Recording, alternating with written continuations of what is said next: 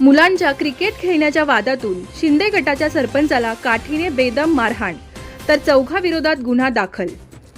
रायगड जिल्ह्यातील महाड तालुक्यामधील ग्रुप ग्रामपंचायत सवाणे येथील विद्यमान सरपंचाला काठीने बेदम मारहाण झाल्याची घटना नुकतीच घडली आहे.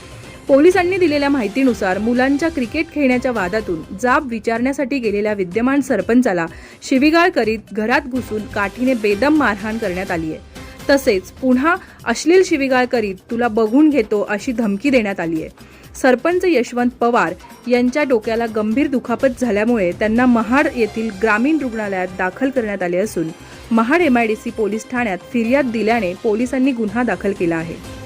जखमी असलेले विद्यमान सरपंच यशवंत पवार हे शिंदे गटाचे सरपंच असून आरोपी देखील शिवसेना शिंदे गटातील कार्यकर्ते असल्याची चर्चा सुरू आहे.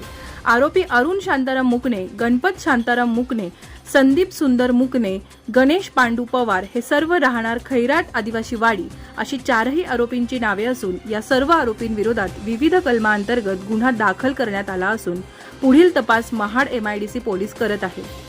धम्मशील सावंतसह न्यूज ब्युरो, रायगड, महाराष्ट्र.